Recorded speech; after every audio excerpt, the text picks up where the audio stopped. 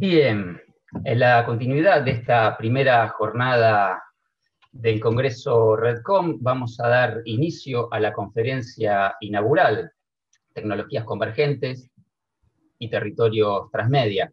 Nos acompañan Viviana Minci y Fernando Irigaray, quienes, bueno, cada uno a su turno nos van a exponer. En el caso de Viviana Minci, va a disertar sobre experiencias vaqueanas, niños, niñas y adolescentes entre soportes, narrativas y prácticas convergentes. Viviana es magíster en educación, licenciada en Ciencias de la Comunicación, docente, titular del taller Orientación en Procesos Educativos en la UBA, y docente de la diplomatura en docencia universitaria en San Juan Bosco, en la provincia de Chubut. También es capacitadora docente en los distintos niveles del sistema educativo argentino, en temas relacionados con infancias, juventudes, consumos culturales, tecnologías de la información y las comunicaciones y educación. Se desempeñó además en gestión, consultoría, producción de contenidos didácticos e investigación en diversos organismos, como el Ministerio de Educación de la Nación, el Canal Pacapaca, la Ciudad de Buenos Aires, UNICEF, la Editorial Norma, la Universidad Nacional del Comahue, la UBA, entre otros. Así que, en primer término, escucharemos a Viviana y en segundo a Fernando. Así que bienvenida, Viviana, y te escuchamos con toda la atención que te mereces. Bueno, buenos días a todos. Un abrazo a los colegas y a los participantes de este congreso. Un agradecimiento a los organizadores por darnos un espacio en esta apertura y también unas felicitaciones a la carrera de comunicación en la Universidad Nacional de La Pampa por hacerse cargo de este congreso en un momento tan complicado, con las condiciones en las que estamos todos tratando de seguir adelante y haciendo lo que a cada uno le tocó hacer en esta vida.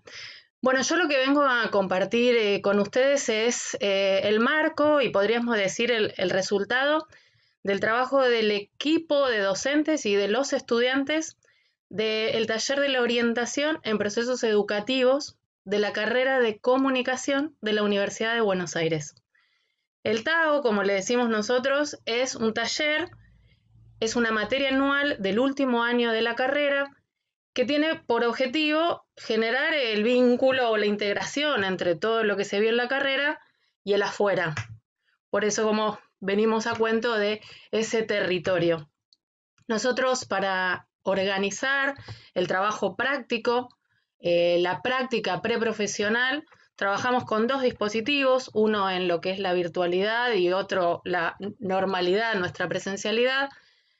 El primer dispositivo es un observatorio que toma la forma de una práctica preprofesional de intervención en escuelas, y con la pandemia modificamos ese dispositivo y lo llevamos hacia un exploratorio centrado más en investigación. El campo donde nosotros hacemos nuestro trabajo es un recorte en los temas que tienen que ver con consumos culturales, infancias, adolescencias y escuela. Y la organización, tanto del trabajo práctico como conceptual, está orientado en torno a una pregunta, que es ¿qué aporta la comunicación a la educación? ¿O qué podemos aportar desde la comunicación a la educación? Imagina que es un trabajo de un año que venimos haciendo varios años, así que voy a tratar de ser muy sintética y van a quedar muchas cosas en el tintero y bueno, para eso está también el espacio de preguntas, ¿no? Pero para nosotros podríamos decir que el aporte de la comunicación a la educación pasa por tres grandes ejes. En principio, por la perspectiva. La comunicación, desde nuestro lugar de trabajo, aporta a una perspectiva cultural, es decir, una perspectiva que trabaja con los sentidos construidos, asignados, otorgados y asumidos. Y es una perspectiva crítica, que justamente lo que hace es todo el tiempo sacudir aquellas estructuras, tratando de buscar, digamos, nuevas formas, en este caso, formas que permitan mejorar la educación, aportar a la innovación de la educación. Entonces, la primera respuesta tiene que ver con eso, con una perspectiva cultural y crítica. El segundo gran aporte consideramos que tiene que ver con los conceptos puntuales. Quizás en este mundo de las infancias, los consumos, las tecnologías, hay muchas ideas dando vueltas, muchas ideas que se construyen desde la práctica misma y que se anclan en el sentido común, digamos, que la academia de la comunicación puede nombrar, puede taxar y con eso ayudar a construir un discurso que ayude a la innovación. Y en tercer término, nuestro tercer gran aporte tiene que ver con las estrategias, es decir, de cómo esa perspectiva, quizás a veces tan abstracta, esos conceptos a veces tan despegados de nuestro territorio, con qué se comen, digamos, qué ocurre en el territorio, cómo podemos generar una práctica innovadora. Les decía que nuestro campo de trabajo desde el taller, con los docentes y los alumnos que formamos parte de cada experiencia anual, tiene como recorte los consumos culturales. Nuestro territorio, o nosotros definimos territorio, como el lugar donde las cosas pasan, o donde pasan las cosas. Las cosas, nuestro territorio, tiene que ver con las aulas, tiene que ver con las pantallas, tiene que ver con los almuerzos, las cenas, tiene que ver con los juegos entre los chicos, tiene que ver con los cumpleaños, tiene que ver con todo lo que hace a este mundo que, robando este concepto porque es útil, el concepto de tecnocultura, vamos a prestarle atención.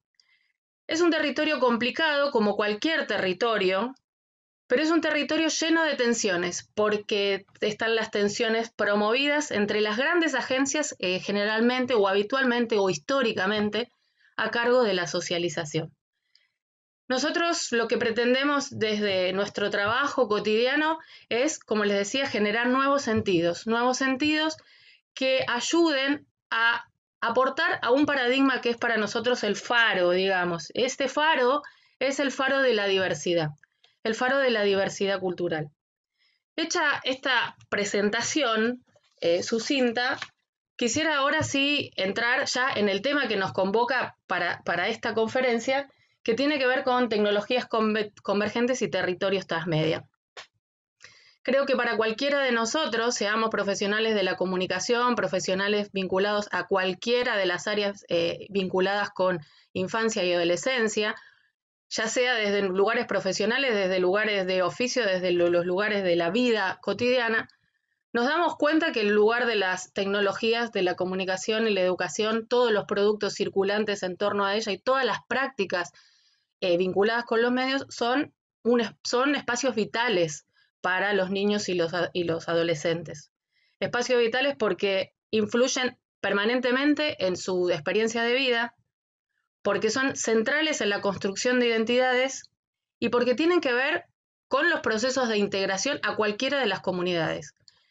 La relación o la no relación que los niños y los jóvenes puedan establecer con las tecnologías, con estos entornos convergentes, determinarán en algún punto, modelarán, o mejor dicho, configurarán sus identidades.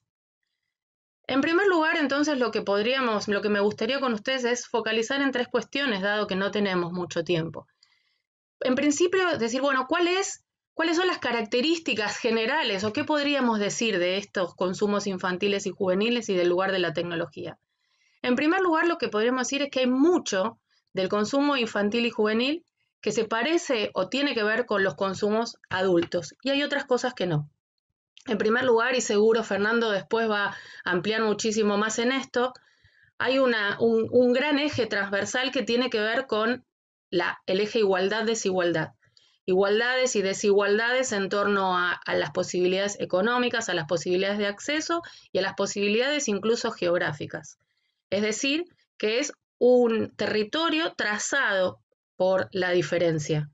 No es lo mismo una experiencia de poblaciones urbanas que suburbanas, que conurbanas o rurales. Claramente no es así. Sin embargo, y esta es una de las diferencias en las poblaciones infantiles y juveniles, hay algo distinto en el orden de lo simbólico que hace que esas diferencias, muchas veces económicas y sociogeográficas, digamos, no permeen tanto el consumo infantil.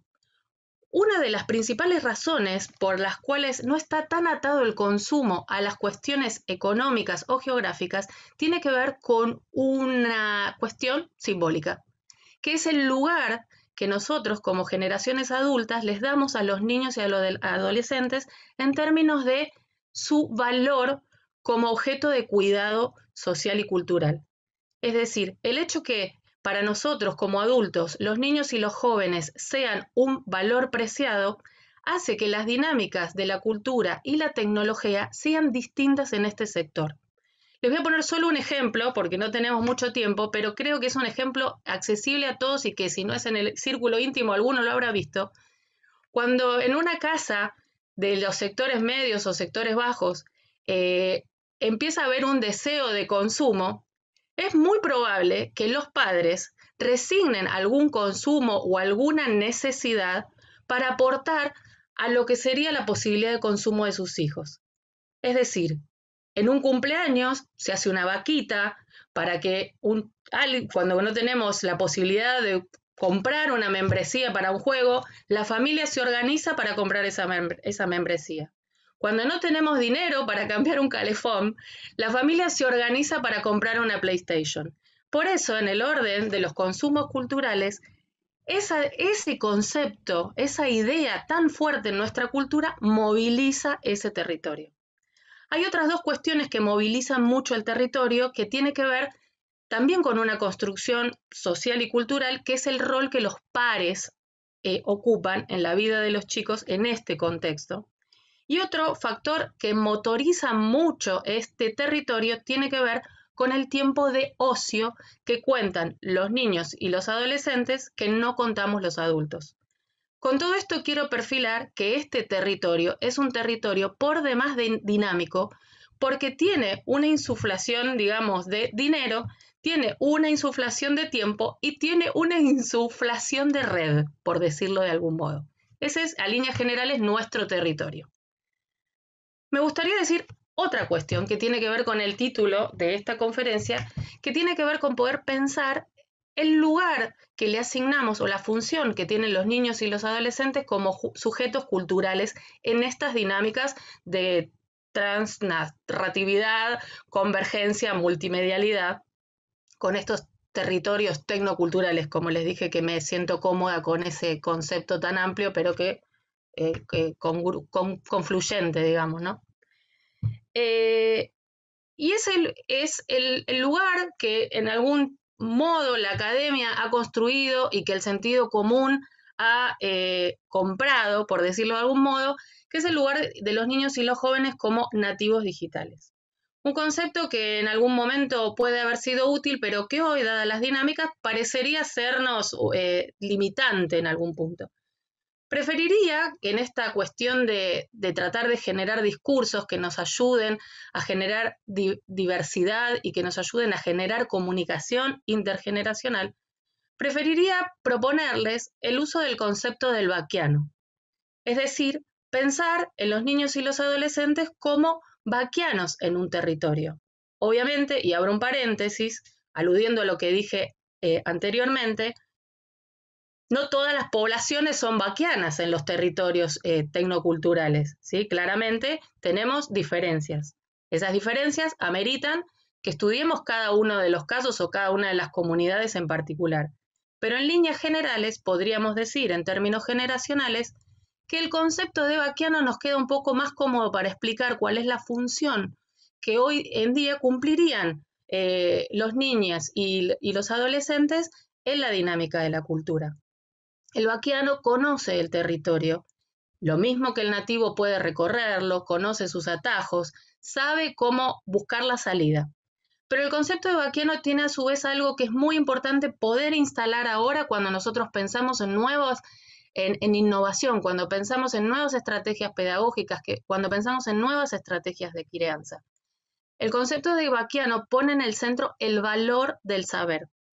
Es decir, el vaquiano no solo sabe, conoce el territorio, sino que tiene un conocimiento valioso. ¿Para quién? Para el otro que no lo conoce. Es importante que nosotros empecemos a reconocer el valor de ese conocimiento, que es al momento un conocimiento muy fluido en los espacios infantiles y juveniles. De la mano del valor de conocimiento viene otro gran tema, que es la confianza. El vaquiano no solo conoce, no solo tiene un valor de su saber, sino que tiene la confianza del que no conoce el territorio. Y ahí esa metáfora nos sirve para pensar en los vínculos intergeneracionales y preguntarnos, ¿cuánto confiamos nosotros? ¿Cuánto confiamos nosotros en el saber de las niñas y los adolescentes? ¿Cuánto dejamos, cuánto cedemos nosotros como adultos nuestra soberanía cultural en las grandes instituciones, como puede ser la escuela? ¿Cuánto cedemos en términos de legitimidad de conocimientos? ¿Cuál es el espacio, por ejemplo, la escuela? Insisto con la escuela porque nosotros nos problematizamos mucho con la escuela. ¿Cuál es el espacio que la escuela da a los intereses, a las preocupaciones y a los saberes generados en espacios extraescolares?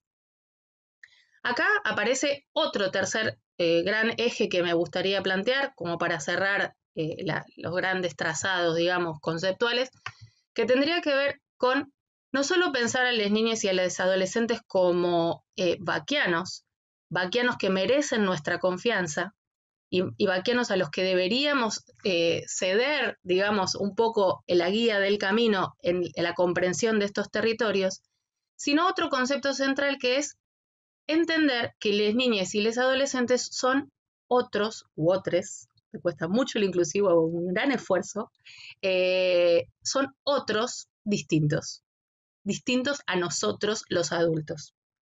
¿Por qué esto es tan difícil de visualizar? Porque venimos del arrastre cultural, nuestra matriz simbólica plantea que la transmisión cultural se hace de los adultos a los niños y no a la inversa.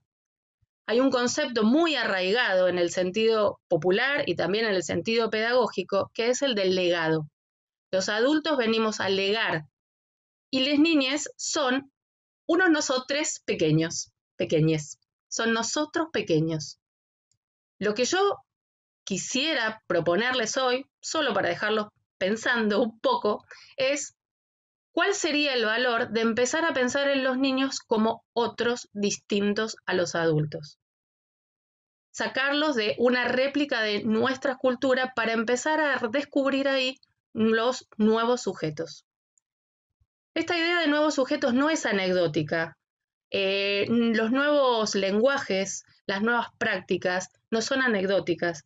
Nosotros que venimos trabajando hace muchos años en esto, es impactante ver cómo la tecnología va marcando senderos y cómo las prácticas de las niñas y los adolescentes van generando nuevos sentidos, sentidos que los adultos quedamos, o de los que los adultos quedamos excluidos por una falta de acceso al territorio y una falta al sentido construido en las prácticas del territorio. ¿Por qué es importante esto? En términos políticos, en términos pedagógicos, en términos de crianza. Porque, como decíamos, los territorios son lugares de tensión, lugares de incongruencia. Y acá surge una incongruencia. Nuestra preocupación cultural y social por las infancias y las juventudes nos lleva como adultos a estar permanentemente en vigilancia con respecto al concepto de los derechos de las niñas y los jóvenes y los adolescentes, ¿no? La pregunta es, si nosotros nos damos espacios a las nuevas identidades, ¿estaríamos realmente, o cuál sería el lugar que estamos dando nosotros como garantes de uno de los derechos fundamentales de la niñez y de la juventud, que es el derecho a la identidad? Nos guste o no nos gusten las prácticas que se generan en los tecnoterritorios, muchas veces dominados o determinados por el mercado, la subjetividad, los sujetos, eso que los niños y las niñas son, están determinados en ese territorio. Y eso es su identidad. Cuando trabajo con los docentes, generalmente les pregunto, ahí se genera el primer gran problema, que es la gran distancia simbólica entre lo que los niños y los jóvenes consideran que son y lo que nosotros como adultos, padres y docentes consideramos que los niños debieran considerarse. Por decirlo muy sencillamente, y quiero pasar a otra cuestión, nosotros le estamos hablando a un alumno, nosotros le estamos hablando a nuestros hijos y nuestros hijos o nuestros alumnos son para ellos, antes que nada, un TikToker que quiere tener mayor cantidad de seguidores. Su preocupación, su deseo, su lenguaje, su perspectiva de presente, su perspectiva de futuro está construida en otro eje. Ahora, ¿es el eje válido? No, es un eje que deberíamos llevar a la congruencia. Por eso, en el rescate de conceptos, y voy a cerrar igual al final con esto, en el rescate de conceptos de la comunicación en tanto aportes a la educación, ubicaríamos nuevamente en el centro el concepto de mediación. Lo que quiero, no sé cómo voy con tiempo, Sebastián, lo que me gustaría, 7 minutos, uy, estoy muy mal de tiempo. Lo que me gustaría, tengo para compartir con ustedes un video larguísimo. Vamos a darle al video, le pido a la gente de soporte técnico, al cual estoy muy agradecida también. El video es muy largo, pero lo vamos a cortar arbitrariamente a los 4 minutos. A los 4 minutos lo cortamos, así puedo cerrar la exposición con lo que quería decir. Pero me gustaría compartir con ustedes algunos productos que fuimos rescatando y resaltando durante la práctica de tanto de intervención como de investigación desde el taller. Así que démosle 4 minutos, a la audiencia les pido va a cortarse abruptamente, pero prefiero después volver para cerrar.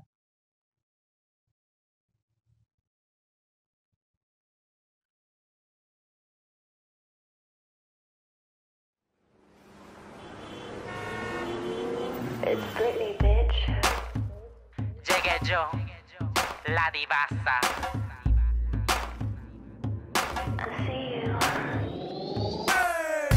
La única diva soy yo, la más arrecha aquí soy yo.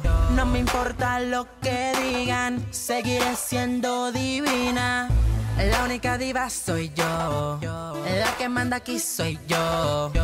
No me importa si criticas, si no te gusta no me sigas. Gay, eres tremendo maricón, de la tiras de famoso pero eres puro show. Háblame claro, explotas tu sexualidad. Si eres hombre o mujer no se sabe en realidad. Lo Coleto, ¿qué pasó con Diva Lejos? Que se amaban en verdad, dime bien cómo es el cuento. Tanta gente que apoyaba tu bonita relación y la cruda realidad es que fue por promoción. Let's kill this love. Yeah, yeah, yeah, yeah, yeah. Ram pa pa pa pa pa pa. Let's kill this love. Ram pa pa pa pa pa pa.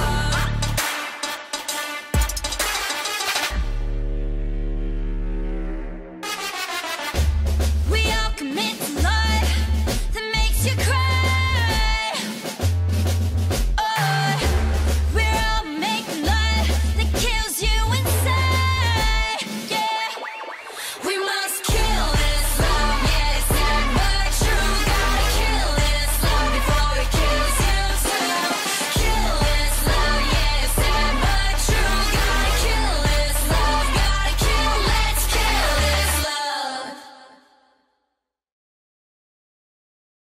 Vamos a ver primero Kill This Love, que es la que más me recomendaron. Bueno, hay como trompetas, me parece bien. La calidad del video ya tipo enfocando las trompetas, ¿sabes la torta que hay puesta acá? Tipo la cantidad de guita, o sea, ya tipo por ver solo las trompetas te das cuenta. O sea, no te da barato, no te da económico. Te da tipo, ¿cuáles son las trompetas más caras del mundo? Y la cámara más cara del mundo y la cámara que yo, bueno, quiero todo eso. Blackpink in your area. Si estás escuchando esto, es que entramos a tu país. Como vamos a invadir el mundo con nuestro pop.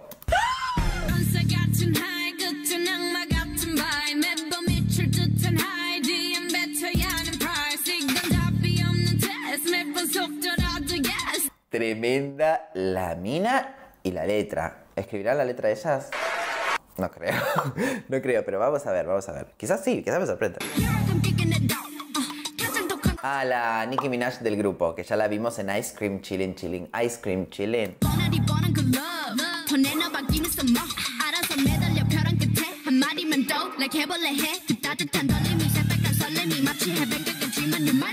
Ay, es que pasan tantas cosas al mismo tiempo que no puedo...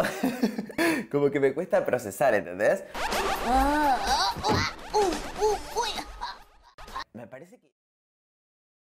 Y estamos de vuelta con un nuevo vídeo de Fortnite. Hoy estoy en una partida jugando en dúo. Ya sabéis que muchas veces me pedís que juegue en dúos, en squad y demás. Estaba jugando en Red Royale y de repente, bueno, salió esta partidita que ganamos bastante ese mismo día. Y esta en concreto jugando con Destry. Por cierto, tenéis en la descripción, ya sabéis, el enlace al canal de Discord. Podéis descargar el Discord, ya sabéis que es gratis. Aquí en el canal, es patrocinador del canal. Entrad si queréis jugar con más gente. Hay un montonazo de usuarios. Encontraréis gente que juegue en vuestra plataforma y también gente que juegue, digamos que en vuestro país o vuestra región para que podáis jugar con ellos. Así que bueno, también tenéis en la descripción el enlace de Retro. Bueno, supongo que después el video podrá quedar subido a algún lugar como para que puedan ver la compilación.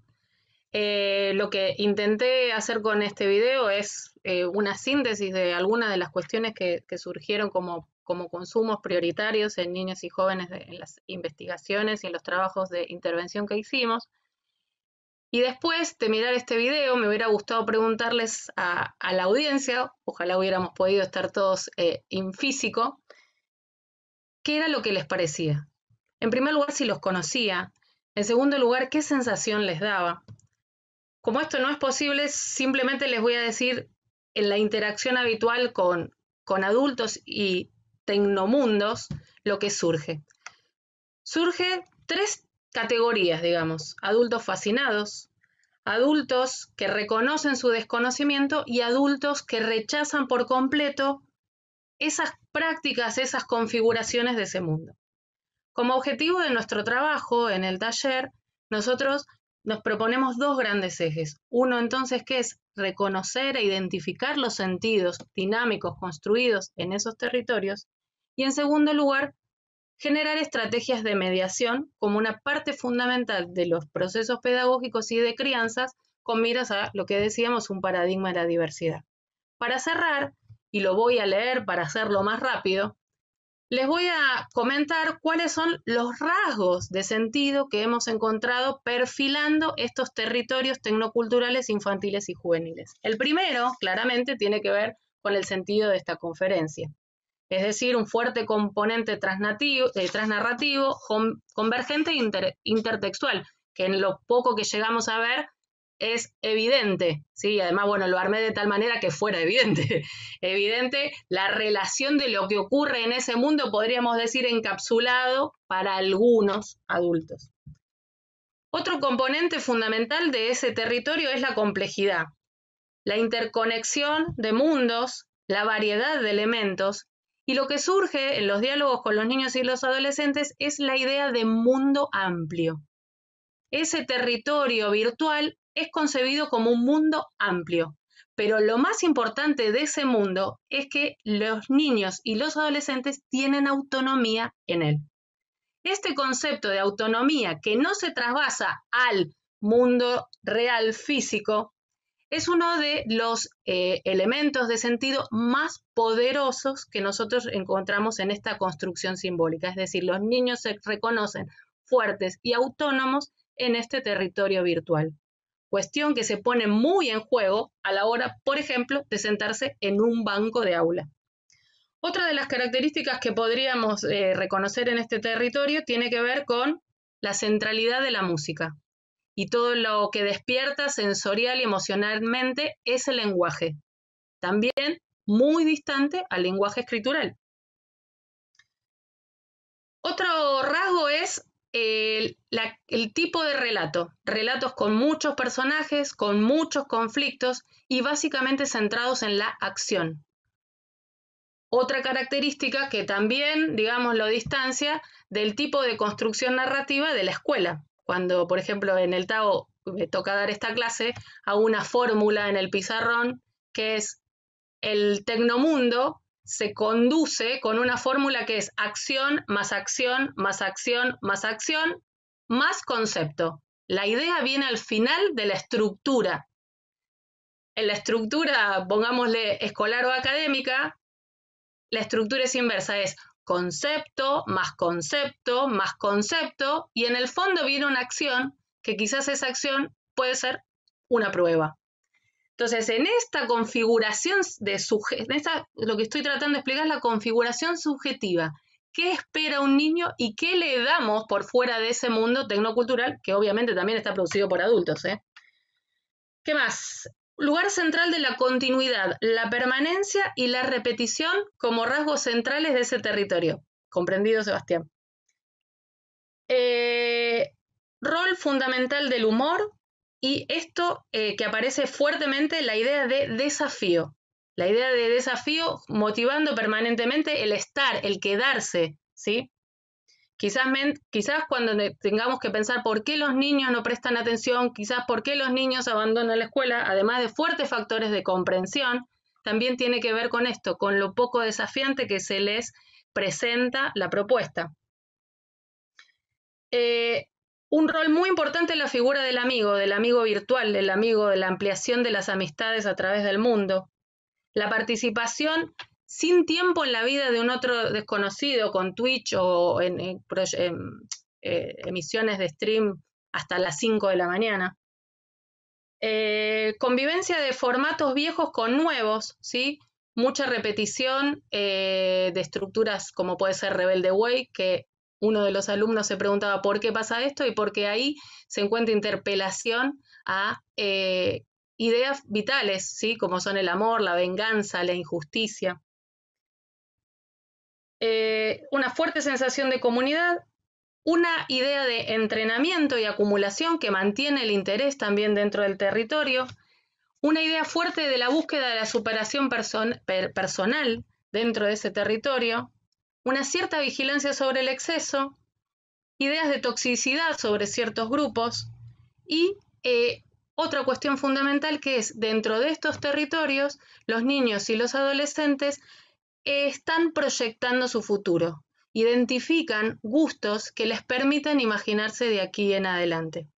Por eso, y para cerrar, les diría que uno de los grandes aportes de la comunicación a la educación es en algún punto tratar de abolir para siempre la idea de transmisión cultural, ubicando al sujeto infantil en el lugar de un otro cultural y dejando en ese vacío que deja el concepto de transmisión ingresar a otro concepto, que es el de reconocimiento y el de interpelación. ¿Qué es lo importante del concepto de interpelación? Y con esto cierro de verdad, es que ese concepto nos obliga a pensar en el otro, a buscar al otro desde su razón, desde su modo de ser. Y buscar al otro desde su racionalidad nos obliga a nosotros a conocerlos. Por eso la propuesta es, más allá de los conceptos, debemos explorar más estos territorios. Muchas gracias. Bueno, muchísimas gracias, Viviana, por tu experiencias baquianas, niños, niñas y adolescentes entre soportes, narrativas y políticas convergentes. A través de YouTube se están transmitiendo esta conferencia y a través de YouTube se pueden realizar las preguntas que nos van a ir acercando a Sebastián y a mí para que al final de la exposición de quien continúa y a quien también agradecemos, igual que a vos, Viviana, por acompañarnos en este REDCOM, en esta 22 edición de REDCOM, es Fernando Irigaray, y su propuesta para este eje que se denomina Tecnologías Convergentes y Territorios Transmedia es Transmedia y Territorios, Desigualdades Latinoamericanas. ¿Quién es Fernando Irigaray? Fernando Irigaray es magíster en Nuevas Tecnologías de la Información y la Comunicación de la Universidad Nacional de Educación a Distancia de España, es licenciado en Comunicación Social y director de la maestría, especialización en Comunicación Digital Interactiva y de Comunicación Multimedial de la Universidad Nacional de Rosario. También es director ejecutivo de la Cátedra Latinoamericana de Narrativas Transmedia. Fue miembro del comité académico de la Cátedra de Tecnopolítica y Cultura Digital del Centro Internacional de Estudios Superiores de Comunicación para América Latina, CIESPAL. Así que, Fernando, te escuchamos y al final compartimos algunas preguntas mientras el tiempo nos vaya dando. Bueno, muchísimas gracias, Miriam. Primero, bueno, felicitar a Viviana, muy buena exposición. Agradecerle a Miriam y a Sebastián la invitación y fundamentalmente a Lucho Barrera, que fue quien hizo el primer contacto, fue quien me dijo ya en ese momento para ir presencialmente el año pasado allá a Santa Rosa, pero bueno, nos encontramos, aunque sea en forma virtual ahora. Quería, antes de empezar, me gustaría, bueno, si además si me ponen la presentación, yo le voy a ir pidiendo, porque son una filmina casi una tras de otra, pero por favor, si me pueden ir poniendo. Pero antes de empezar, quería mandar un gran saludo. Mandé un video, lamentablemente por tiempo no debe haber entrado en la edición, de saludo a un gran amigo y gran compañero, y me pone muy orgulloso y me pone muy contento de que, como dijo Lucho antes en la presentación institucional, que se hagan homenajes en vida, ¿no? Así que, Mendo, hermano, compañerazo, te mando un gran abrazo. A mí la verdad que me acuerdo en Rosario en ese 2001, cuando éramos unos pocos, armando lo que fue esta red hermosa de Redcom, y también con varios compañeros ahí que vieron ese video, que me hicieron remontar tantos años.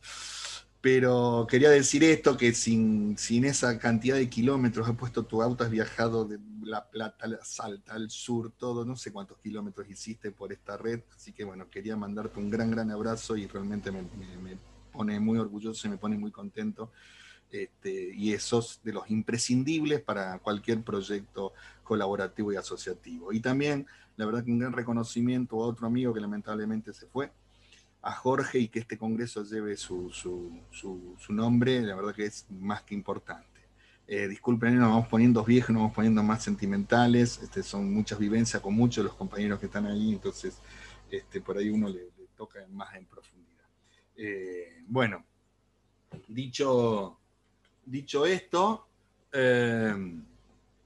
voy a arrancar con la presentación. Para el tiempo.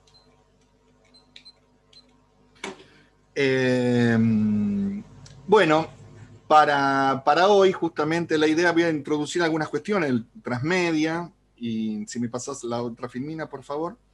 Voy a hablar un poquito, fundamentalmente, del territorio y la relación del territorio con la narrativa transmedia. Me pasan, por favor, la parte técnica. Les voy pidiendo, necesito que vaya rápido, porque si no... Gracias. Las distintas, digamos, lo que hablamos de desigualdades. Sabemos que en América Latina estamos en un continente, en un subcontinente, o siguen en varios territorios desiguales, los más desiguales del mundo. Mientras si algo ha servido o va a servir esta pandemia en la cual estamos viviendo, y vamos a seguir por un largo tiempo, es haber expuesto justamente el neoliberalismo y la desigualdad en todos estos países, ¿no? Y cada vez más, y vemos desigualdades sociales, políticas, desigualdades además terribles, empezar a ver, tomar en la sociedad en su conjunto esas grandes distanciamientos, ¿no? Ver, por ejemplo, cerrados por fronteras, justamente ya que hablamos de territorio, de un barrio privado y tener una villa enfrente, algo muy común y algo que se da justamente en América Latina. Entonces, pero esas desigualdades, más allá de estas cuestiones sociales, también tienen que ver con cuestiones simbólicas, ¿no? Algo hablaba también Viviana en su interesante charla que planteó, ¿no? Y lo vimos tratando del esfuerzo docente, tratando de dar clases en lugares donde no había conexión, ¿no? Tratando de salir algo que no estaba preparado en América Latina con el tema de las conectividades, los accesos también a la tecnología, y ahí vimos grandes cuestiones de desigualdad.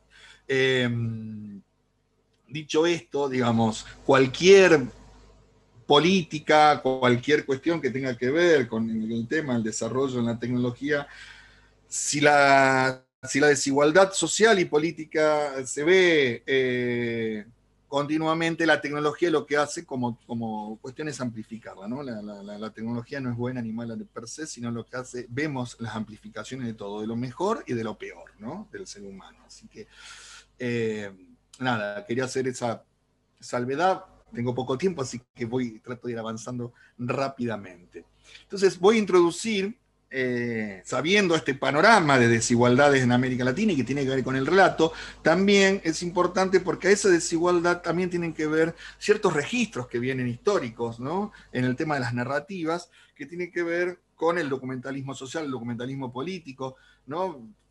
Muy de América Latina de la década del 60, y que lo vemos reflejado en los nuevos relatos. No por nada la diferencia con las nuevas narrativas de relatos expandidos, a diferencia de Europa, de Asia, inclusive de Estados Unidos, acá hay proyectos, digamos, la América Latina se caracteriza por proyectos colectivos y de no ficción, ¿no? Eso es algo fundamental, la diferencia. Y esto tiene que ver con cuestiones históricas que tienen que ver con el tema de lo que decía el documental político-social de la década del 60 que tanta fuerza tuvo en América Latina.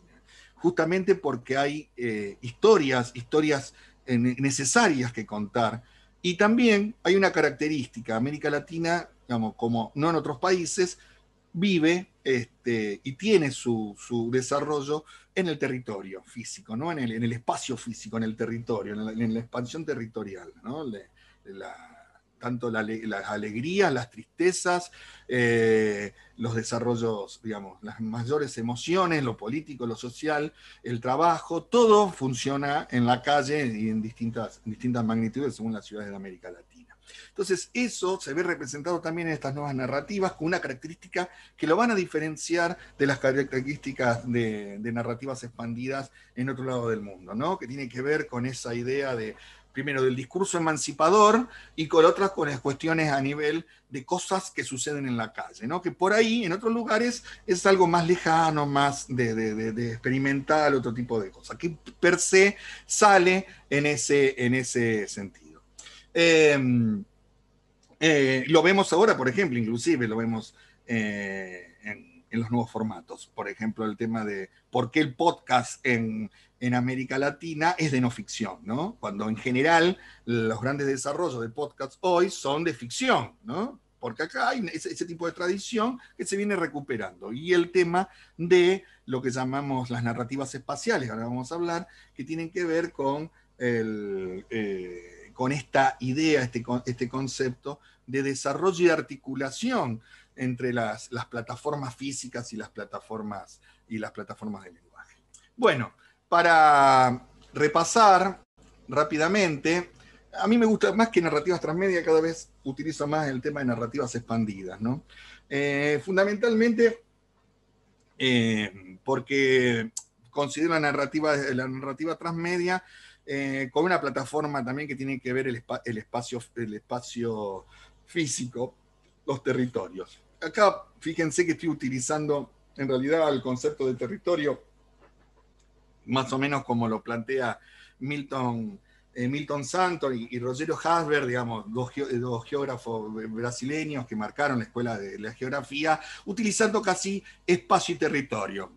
No podemos llegar a discutir un montón las diferencias entre espacio y territorio, podemos ver que hay un espacio, hay distintos territorios, la posmodernidad habla de un gran espacio único con distintos espacios territoriales, podemos entrar en un debate desde las distintas áreas, la filosofía, la sociología, la geografía, pero bueno, tomarlo más o menos de ahí, tomarlo como sinónimo, o tomarlo como transición, como dicen algunos autores, una transición un poco no desarrollada entre un término y otro, entre espacio y territorio, como lo planteaban estos dos referentes de la escuela latinoamericana, como Hasberg y Santos.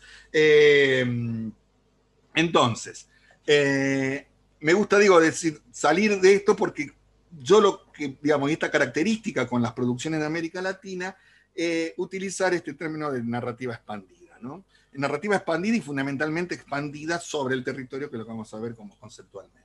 Entonces, ¿De qué estamos hablando de narrativa expandida? Estamos hablando de un sistema estético, narrativo, tecnológico, obviamente se personaliza y que pone en contacto distintas obras, ¿no? Que están entrelazadas, están imbrincadas y son accesibles a diferentes puntos de la historia, ¿no? Fundamentalmente vamos a ver distintas puertas de entrada a la historia y eso hace una característica específica de la narrativa transmedia. Muevo mucho las manos porque es terrible dar una conferencia por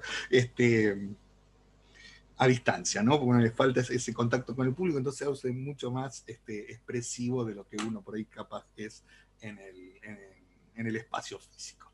Bien, por favor, pasame la otra. Entonces, fundamentalmente tratar de intentar que el concepto de que el relato del que estamos hablando supera ampliamente, no sé si lo podemos llegar a definir, pero sí podemos decir que es una idea de que de que esa idea es mucho más que multiplataforma, es mucho más que una producción enriquecida, es mucho más que una historia adaptada, es mucho más que una narración participativa. Todos estos elementos hacen de esta narrativa expandida, o algunos como también lo llaman como narrativas transmedia. Espere que va más rápido de lo que yo estoy hablando, mi querido amigo de la parte técnica. Bueno, entonces decía, de estas varias puertas de entradas, ¿no? Para poder conectar con distintas historias a nivel de distintas plataformas. Tener en cuenta que cada una necesita una mediatización diferente, o sea, no forzar las gramáticas de cada una de las cuestiones. Hacer transmedia no significa algo, primero, de última generación, de lo digital, salir del concepto de lo digital solamente, sino para ver justamente entenderlo en un nivel ecosistémico, ¿no? Donde configuran desde un graffiti, el transmedia, la parte de la cultura popular, la expresión que está en la ciudad, y videos en realidad virtual, inclusive cuestiones que tienen que ver con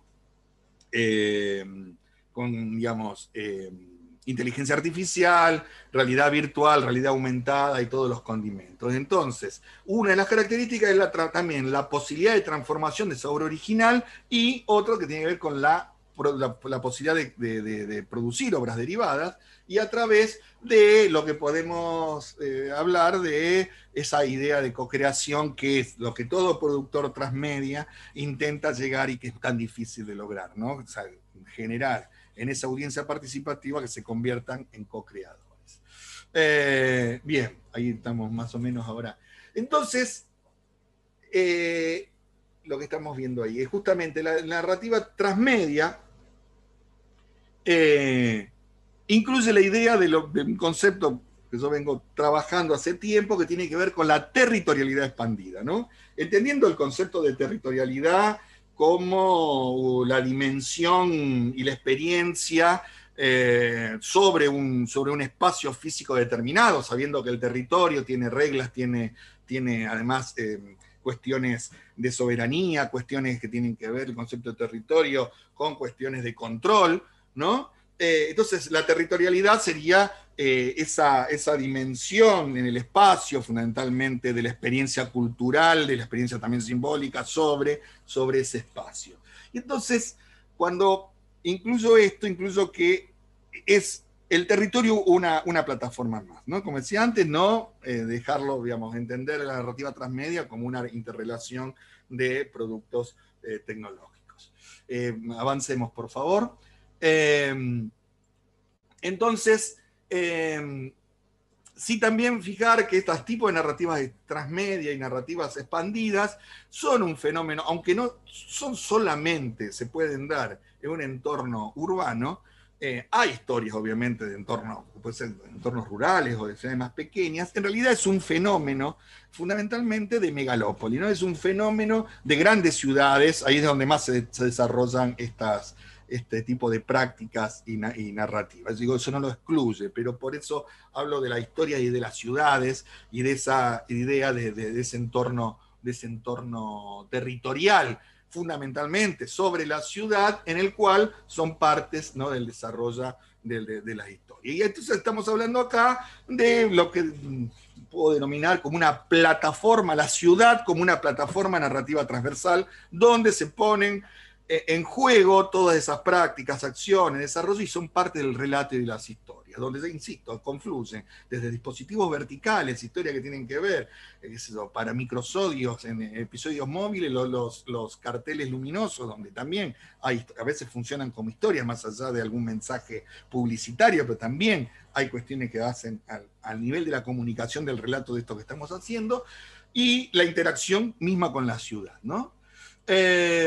Entonces, lo que estamos hablando es de un ecosistema, avancemos por favor, un ecosistema multientramado de relatos convergentes. O sea, hoy Viviana hablaba de convergencia, digo, y él hablaba yo creo, por lo que entendí, en todos estos sentidos, justamente, pero en general la convergencia uno lo asocia, lo tiene muy asociado al tema del concepto de la multiprocesadora o de la navaja suiza, ¿no? O sea, a nivel instrumental, ¿no? O sea, es una cosa como una especie de muchas herramientas en una, ¿no? Por eso digo la multiprocesadora. O sea, no tengo distintos aparatos, tengo uno, ¿no? El teléfono, el smartphone como el artefacto de la convergencia. Pero en realidad, acá específicamente me estoy refiriendo a eso, pero fundamentalmente me estoy refiriendo a la convergencia de los relatos, ¿no? La convergencia a nivel del contenido y el tema de las historias.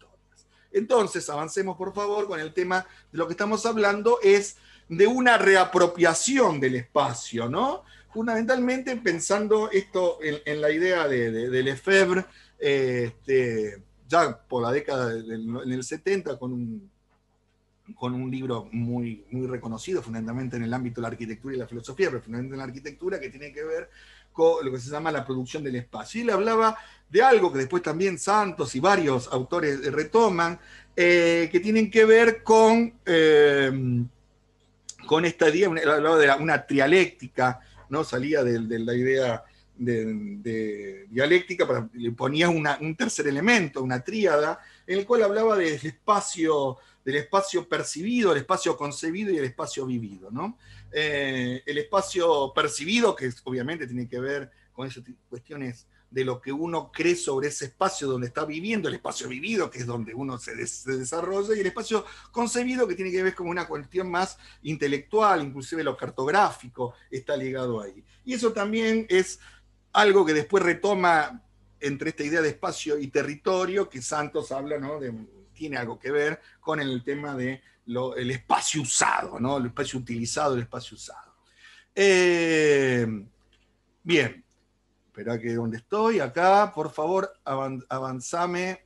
Entonces lo que estamos hablando es de un espacio transversal, avanzá por favor, transversal del relato, ¿no? Decíamos, la ciudad, el espacio urbano, ¿no? Ese territorio del urbano, estamos hablando de la calle, fundamentalmente, como esa plataforma donde hay distintos, obviamente, cuestiones de práctica social, articulación del sujeto, que tienen que ver con esa representación simbólica de la ciudad. Avancemos, por favor. Dame dos más, ahí, espacio hipertextual urbano. Otra más. Y entonces acá, esto que hablamos de ese espacio urbano, y digo hipertextual, tomando, ¿no?, a Dessertó la idea de, digamos, la idea de la hipertextualidad a nivel tridimensional que hace del desarrollo sobre la ciudad, lo más importante es el tema de justamente de las historias que están sobre no tan solo sobre las avenidas, podríamos hacer en la metáfora urbana, que sean las historias principales, ¿no? Lo que plantea podemos decir, el arquitecto, el urbanista, sino fundamentalmente en los relatos secundarios, o sea, las calles secundarias, las que crucen. Hay que pensarlo como, a mí me interesa, me gusta pensar esta cuestión de estas narrativas expandidas, que es justamente pensarlo como perderse en la ciudad, ir caminando y buscando una especie de, digamos, de poder encontrar calles subalternas que nos van llevando a historia y podemos ir saltando entre historias, ¿no? Lo importante no sucede en lo planificado, en este caso el autor, en el caso de la ciudad del urbanista, sino que realmente las cosas suceden en esos cruces, en esas bifurcaciones. Avanzame la filmina, por favor. Entonces, esas tramas y subtramas tienen que ver con estos enlaces y ramificaciones, ¿no? Que es lo que hace que se conecten y que vamos a ver algo fundamental en el tema de las narrativas transmedia, que tiene que ver con las remisiones narrativas entre partes de la historia, saltando entre las distintas plataformas y entre las distintas puertas de entradas. Avanzá, por favor. ¿Cuánto tengo? Voy 18 minutos. Intervención ciudadana. Entonces, lo que hablamos aquí de la intervención ciudadana dentro de este espacio hipertextual, decía, de perderse en los relatos, ¿no? Yo siempre pongo la metáfora de la mejor forma de conocer una ciudad es perderse, o sea, es largar. Bueno, ahora después vamos a ver el tema si llego a hablar algo de la deriva, que es donde quiero llegar, que es perderse por la ciudad, ¿no? Y la mejor forma de conocer es y salirse de la avenida central y meterse por los callejones. Por eso digo, cuando hay un atasco de tránsito, alguno tiene que desviarse, empieza a descubrir cosas o a redescubrir, porque a lo mejor se había pasado y eso no lo vio, y hay distintas resignificaciones. Entonces, lo que estamos hablando ahí en realidad es una serendipia, ¿no? Serendipia como concepto de que yo me pierdo y encuentro algo que no estaba buscándolo. Entonces hablamos, a mí me gusta poner como el browsing urbano, ¿no? O sea, la idea de estas narrativas sobre la plataforma territorial tiene que ver con esa idea de esa serendipia y de esa búsqueda por esos territorios que voy saltando. Vamos una más. Y esto nos lleva a... dame una, por favor, más. Estoy como en todo por 2 pesos. Caserta, dame uno más, dame 2 más. Le pedían los personajes de Capusotto y de Alberti. Pidiendo ahí las tandas o los videos. Lo que llegamos acá, el concepto de narrativas espaciales. Este concepto viene del arte performativo, fundamentalmente, inclusive antes de la digitalización, ¿no? de narrativas que tenían que ver con el espacio, digamos, y donde el territorio era parte de esa narrativa, y que obviamente esto llegó a explotar en un desarrollo más grande a partir de la incorporación de los locative media. Los locative media son los teléfonos celulares, ¿no? Medios locativos. Significa a partir del desarrollo del GPS o a partir de las tecnologías que tienen que ver con el geoposicionamiento y darme al sujeto que tiene ese artefacto con posicionamiento global en referencia a donde estoy parado. Entonces, este tipo de narrativas espaciales podríamos hablar de toda esta idea de territorio. Me gusta traerlo porque, digamos, para ver que también que esto se está pensando y siempre se pensó de distintos lugares, y por ahí desde la comunicación a veces o llegamos tarde o no lo estábamos viendo, digamos, y para empezar a ver esto hay que verlo, hay que incorporar muchas cuestiones de la arquitectura, muchas cuestiones que tienen que ver con el arte performativo. Dame otra más. Entonces, lo que decía, que esta idea de narrativas espacial es ver estas estructuras hipertextuales, ¿no? En términos de Dessertó, de entender la ciudad como una gran conexión de hipertextos que suceden sobre ese tablero, ¿no? Que yo hablaba del tablero narrativo. Dame otra más.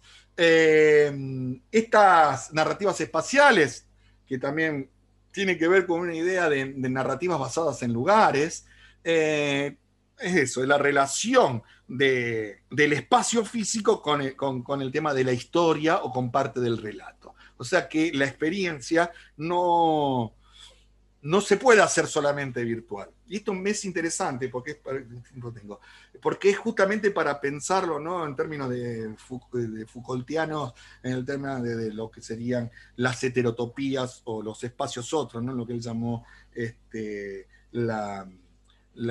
espacio heterotópico, la heterotopía. Entonces, avanzame un poquito más, vamos a montar, dame otra más. Ahí estamos. Entonces, lo que decía, ¿no? Este cruce, esta narrativa espacial conjuga estas dos plataformas. La plataforma, o sea, el espacio físico, el territorio, como dije antes, con lo que algunos denominan las plataformas de lenguaje. O sea, todo lo que tiene que ver fundamentalmente a partir del desarrollo de los locative media, que tienen que ver con estas... gracias, lo vi, Sebastián. Con el tema de estas plataformas que tienen que ver con el de lenguaje, ¿no? Avanzame una más. Y acá a mí me interesa traer también un pensar varios de los proyectos, ¿no? O sea, yo además de tratar de buscarle esta vuelta, digamos, me dedico a la producción de narrativas transmedia, fundamentalmente no ficción. Yo, o sea, mi equipo, ¿no? Y todas estas cosas las puedo también pensar gracias al equipo que estamos produciendo esto desde hace varios años. Y por ahí, varias de las producciones que estamos haciendo las pensamos también pensando en este concepto, ¿no? Del montaje espacial, algo que Manovich, sobre, digamos, finales del siglo pasado, él estaba pensando, ¿no? Que era la idea, digamos, salir del concepto del montaje, ¿no? Montaje audiovisual, fundamentalmente el montaje que sería la yuxtaposición de una imagen con otra, o sea, en una sola temporalidad, salir, ¿no? Después vino otro concepto mucho más adelante, no voy a hablar del montaje ahora, del montaje vertical, ¿no? Que está pasando en un mismo tiempo distintas capas, distintas layers. Y después, la idea de montaje espacial es que se sale fuera, digamos, de un soporte y donde esa imagen y ese tiempo sale de esa narración secuencial tradicional para pensar en una estructura. Pásame la otra. Y eso da origen a, inclusive, mucho en la cuestión de este arte performático, por ejemplo, de una estructura en el cual interacciono con distintos, digamos, una obra con distintas interacciones a partir de los locative media, me da la posibilidad de, digamos, de que en esa misma idea de la narrativa esté el público e inclusive también el autor, ¿no? Cosa que en otro tipo de formato no lo veríamos. Quiero ir a esto, al espacio, dame una más, el espacio heterotópico, que es lo que decía antes, ¿no? Esto es una conferencia, algo que después Foucault nunca terminó de desarrollar, pero que esto por ahí, de todo lo en ciencias sociales, por ahí se lee a Foucault en distintas carreras, estos textos, en realidad, que son de la década de 66-67, que son conferencias radiofónicas que dio en Radio France, por ahí no lo manejamos tanto en el tema de la comunicación, sí, mucho más en arquitectura. No, y él hablaba de los espacios otros. Recién en el 84 sale publicada el libro, la conferencia esta del año 67. Entonces, para no ahondar en este tema, la idea del espacio heterotópico tiene que ver con ese espacio otro, ¿no? Lo diferenciaba de la utopía, se llamaba utopía y heterotopía, como la utopía como algo irrealizable, pero cercano para llegar como meta, ¿no? Discúlpenme lo que lean a Foucault, me van a matar, pero voy muy rápido, así trato de meter 2 o 3 conceptos. Y la heterotopía como un lugar donde se superponen, digamos, sobre el territorio real, hay una capa que tiene que ver con la imaginación, que es parte de lo real, pero que no está, ¿no? Entonces le daba, por ejemplo, en la primera conferencia le hablaba mucho de, por ejemplo, el niño que se apropia de la cama de los padres y cree que está, no sé, no me acuerdo bien, pero está en un fuerte, o está jugando, o está en un ring, ¿no? O sea, funciona solamente en su cabeza en un espacio real, que es... Y está pensado en otro tipo de función. Igual él habla después, inclusive, del teatro, de otro que son funciones heterotópicas. Entonces, que lo que me interesaba de ese concepto es que a través del desarrollo de interfaces, pensando en la interfaz como lo piensa Carlos Scolari, ¿no? O sea, más allá de la interfaz tecnológica, sino que la interfaz en tipo de especie de ambientes, o sea, la realidad, pásame una diapositiva más, la relación entre esa capa territorial y la interfaz digital, ¿no? Entre la interfaz física y la interfaz digital, se genera un nuevo espacio heterotópico. ¿Por qué? Porque existe solamente en esa conjunción, no existe ni en la realidad ni existe en la capa digital. Y a mí, dame, a ver si llego rápido, al concepto de Hay un autor italiano que viene de la filosofía, que viene de la arquitectura y de la comunicación. A mí me gustan esos cruces interesantes, ¿no? De gente que lo piensa de otros lugares, ¿no? Y no de las ciencias puras. Me gusta mucho el tema de la frontera. Acá seguro la tengo conectada a mi amiga Sebrelli, que me puede dar una clase de fronteras. Y a mí me gusta justamente romper esas fronteras. Máximo Di Felice dice, habla de la metaterritorialidad, ¿no? Entonces, ¿qué es? Una nueva territorialidad. Esto basado también en el concepto de multiterritorialidad, de esta idea que decía que hay muchos territorios, digamos, sobre muchos espacios, y donde hay otras formas habitativas, que tiene que ver con una nueva especie, digamos, entenderla así como capa, ¿no? Una capa digital que convive con la capa del territorio. Él habla, avanzame un par más, cuando dice posespacio, él habla de justamente de un territorio ampliado, ¿no? Un territorio ampliado.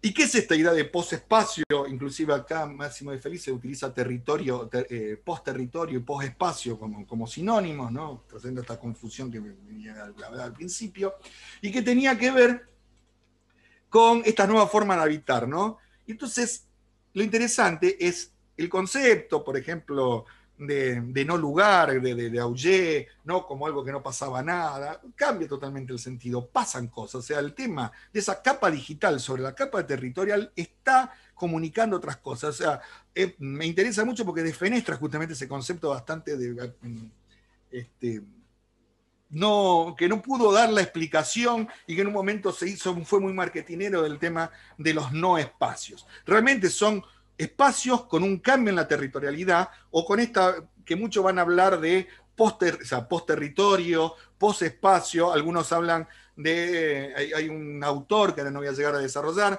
como André Lemos, que fue uno de los, digamos, de la Universidad de Bahía, Federal de Bahía, que introdujo hace como 10 años el concepto de territorio informativo, ¿no? Como esta idea también pensada más o menos con algunas características de estas dos capas que se juntan, digamos, la capa digital con la capa territorial. Entonces, pensar, primero, ya cierro, pensar estas nuevas, no como una desterritorialización donde desaparece el territorio y solamente queda en lo virtual, sino como esa, digamos, imbricación que funcionan sobre esos espacios. Cada vez más ese espacio digital y ese territorio físico están en relación. Y en el juego, por ejemplo, la gran revolución fue el cambio, lo que fue Pokémon GO, ¿no? Piénsenlo así. Lo que estoy hablando, si quieren tener un ejemplo, es Pokémon GO. Es sacar, así como los...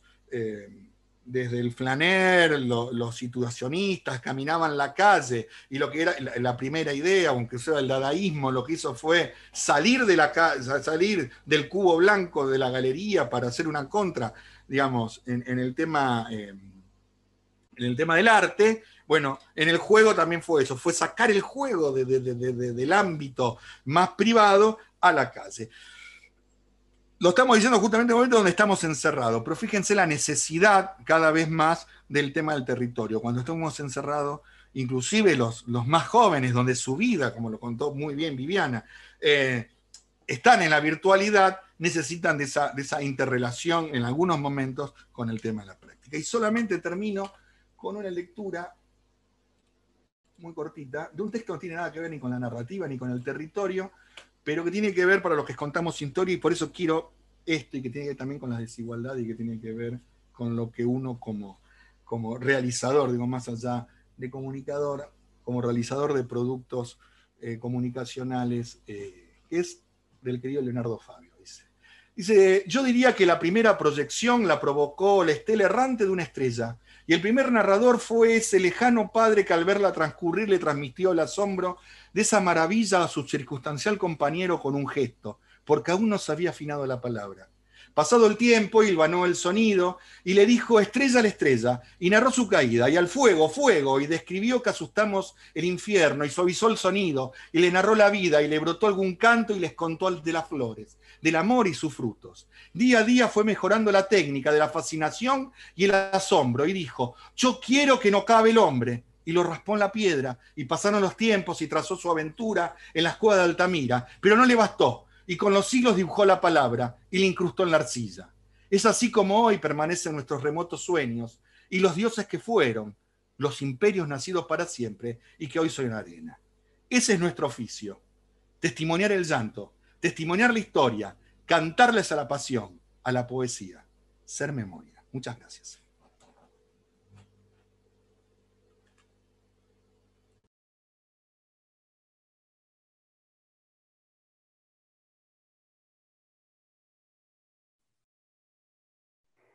Bueno, creo que hay algunas preguntas por allí para que Sebastián por ahí comparta. En realidad, lo que nos están llegando vía YouTube son mensajes para ambos, para Fernando, para Viviana, de agradecimientos. Ambos se destaca la claridad de las exposiciones.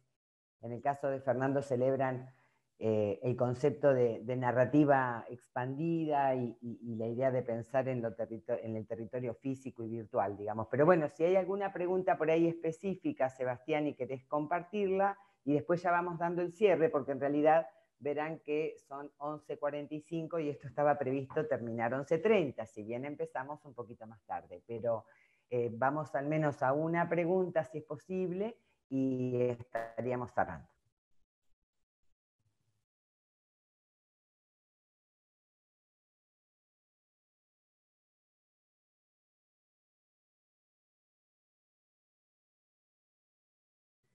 No se escucha, Sebastián, fíjate el desactivar.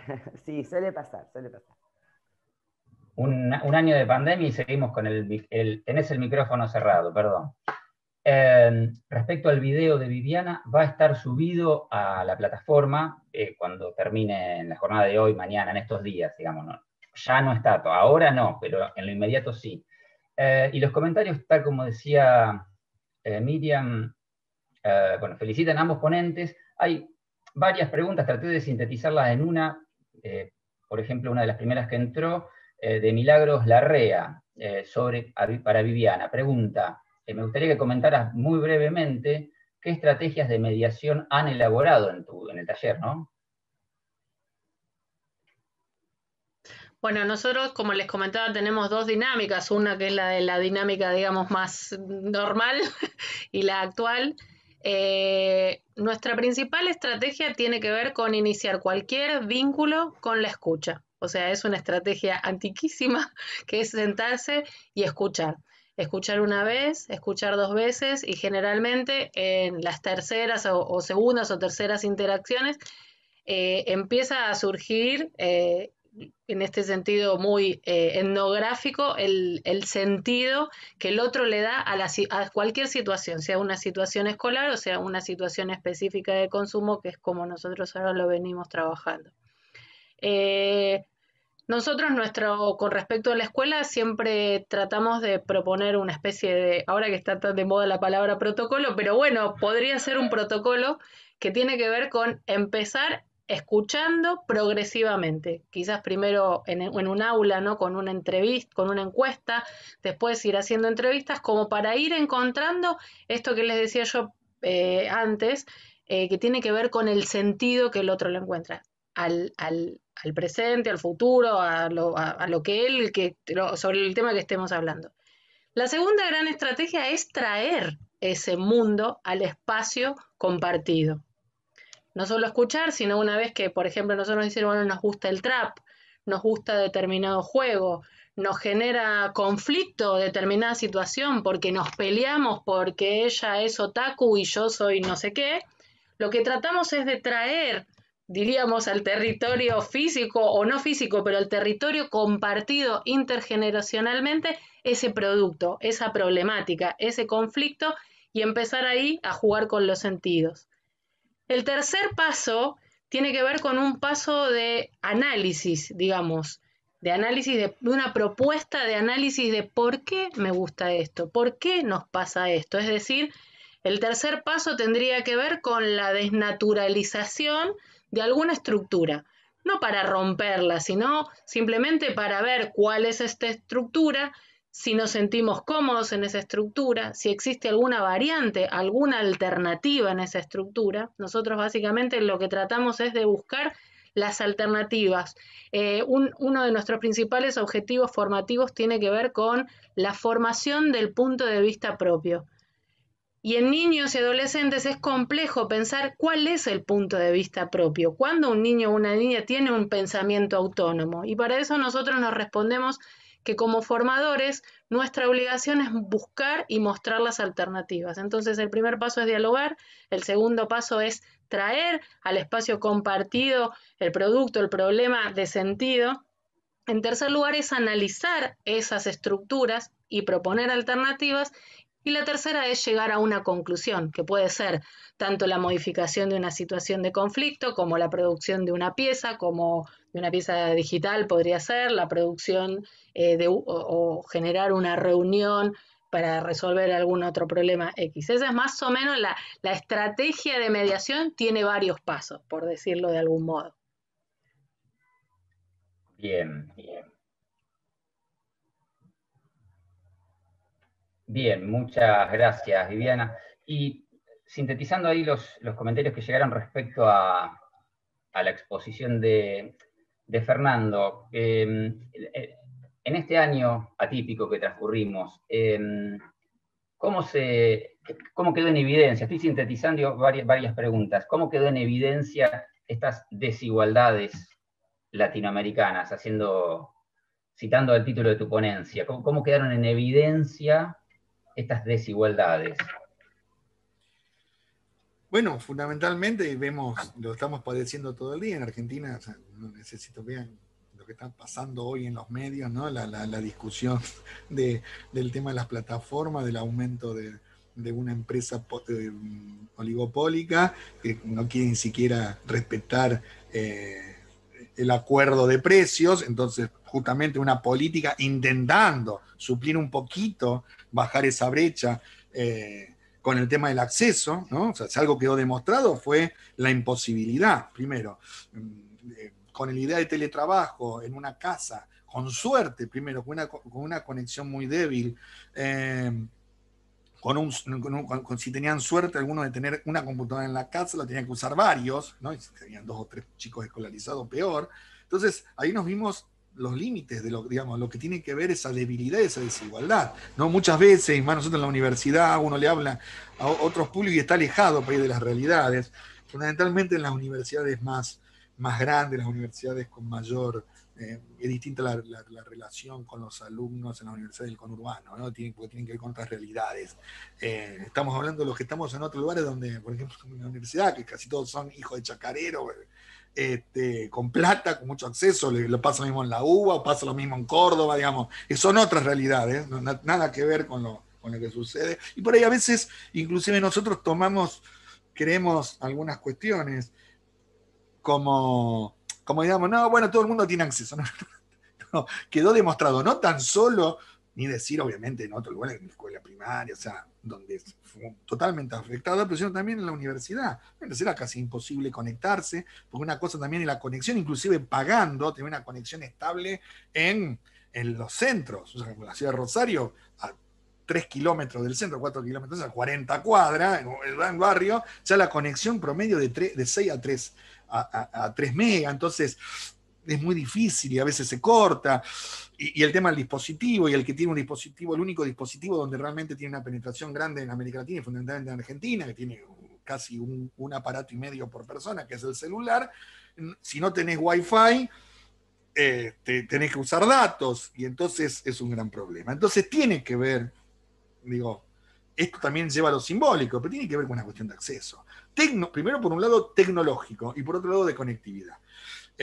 Obviamente, la política, el plan maravilloso que fue Conectar Igualdad, entregar 5,5 millones de computadoras, que para un gobierno neoliberal lo que eso fue cortarlo, ¿no? Eso, que había introducido tecnología en los sectores más postergados, era una política de Estado interesante. Pero no alcanza tampoco, inclusive, con la tecnología, sino también con el tema de la conectividad. Y eso es fundamental, leyes como esta, ¿no? O sea, donde vos por lo menos de un paquete básico, o sea, hoy estar, como lo planteó Viviana, o sea, la sociabilidad no existe si estoy cortado, o sea, eso lo decía Roberto Igarza, ¿no? O sea, casi sería equivalente al destierro, una vez hablábamos de eso. O sea, que te corte el internet para un joven es como a uno de nosotros nos desterraran, que usted ahora no puede estar más acá, ¿no? O sea, es lo peor que te puede pasar.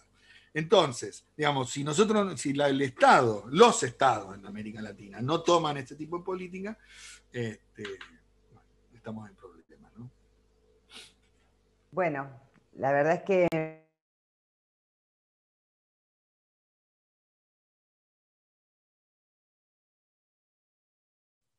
pero le apreté el botoncito. Pero bueno, digo, ¿cuánto para seguir profundizando, ¿no? En las carreras, de acuerdo a los distintos planes de estudio que tenga cada universidad? En el caso nuestro, en La Pampa, tenemos una orientación específica en comunicación, educación y tecnologías, en donde mucho de esto que aquí se estuvo conversando y seguramente también los aportes para la otra orientación que tenemos, que es institucional, pero en donde aparece fundamentalmente materias como tecnologías educativas, comunicación y educación, entornos virtuales, enseñanza y aprendizaje en entornos virtuales, y también narrativas. Digo, porque nuestro plan ya en el año 2010 fue aprobado, lo presentamos y fue aprobado, nuestras carreras muy novel, lo decía hoy en el acto de apertura, cumplimos recién el año que viene los 10 años, y ya hubo allí en aquel grupo de gente, por eso rescaté también la participación de quienes estuvieron en el origen de gestar al menos nuestra carrera acá en la Universidad de La Pampa, con esta mirada, digamos, en perspectiva, ¿no? Viendo lo que se venía.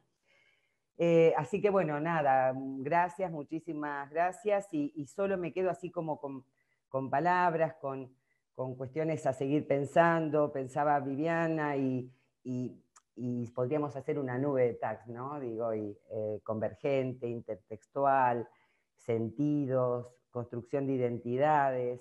Pero bueno, me quedó fuerte esto que vos decías: acción, acción, acción, concepto. Concepto, acción, acción, acción. Porque digo, me parece que ahí hay algo en nuestras prácticas docentes, no solo en la universidad, sino en los espacios de obligatoriedad, como es el nivel inicial, primario, secundario. Hay algo ahí que tenemos que reconocer que sucede y que además tenemos que interpelar para actuar. Entonces, bueno, me quedé ahí, digamos, colgada con eso. Me quedé colgada con mucho de lo que dijo también Fernando, en esto último que recién también hablabas del rol del Estado y de la posibilidad del acceso, ¿no? Digamos, del acceso a la tecnología, a la cosa dura, digamos, al bien material. Y a la vez me quedo pensando en que a veces, digo, el acceso nos garantiza una parte, pero hay algo del orden de los usos y de las apropiaciones, en donde, como ustedes bien señalaban, digamos, hay tanto para hacer y trabajar. Y bueno, y en esto, como decían la mayoría de nuestras colegas y estudiantes que están participando, celebrar la idea de narrativas espaciales, en realidad, que fue con lo que cerraste tu presentación, porque bueno, ahí me parece que también esto de desmitificar de algún modo esa idea del no lugar, como vos señalaste con lo que plantea Auger, digo, ahí también para pensar en estas dos plataformas, ¿no? En estas dos capas. En realidad vos hablaste de capas y me pareció muy interesante, esta capa digital, esta capa territorial, para pensar y pensarnos en esa relación. Así que nada, digo, tengo que hacerlo muy breve, esta síntesis de algún modo, que por supuesto lo mejor es queda en la plataforma para seguir mirando y trabajando. Decirles que estamos fuera de tiempo, invitarlas a quienes están, y a ustedes también, participando a las actividades de la tarde, las que van a ser transmitidas por este mismo enlace. Una es a las 16:30, una mesa panel sobre género y periodismo, y otra mesa a las 16 horas sobre los nuevos abordajes metodológicos de la opinión pública. Y mañana, que creo que también, bueno, hay actividades también el sábado, pero digo, cito la de mañana a las 9:30 porque tenemos a Prieto Castillo, ¿no? Digamos, y creo que ahí vamos a tener también algo de esto de las mediaciones que hablaba Viviana, con una conferencia Comunicar para Transformar desde una pedagogía del sentido, los medios de comunicación, como estrategia para la producción colectiva. Y bueno, nada, me parece que también tenerlo al gran maestro Prieto Castillo, yo también pensaba hace un rato en Francisco Gutiérrez, en ese lenguaje total, cuando Viviana recién contestabas y decías esta cuestión de lo que él señalaba de codificar, ¿no? Digo, cómo ahora podemos cambiar los términos, pero que en definitiva tienen que ver con esta instancia de creación y de reconocimiento del otro y de la otra. Así que, bueno, les agradezco, damos por finalizada, al menos en principio, la transmisión, y nos veremos pronto, ojalá, y de modo presencial. Gracias, Sebastián, coequiper.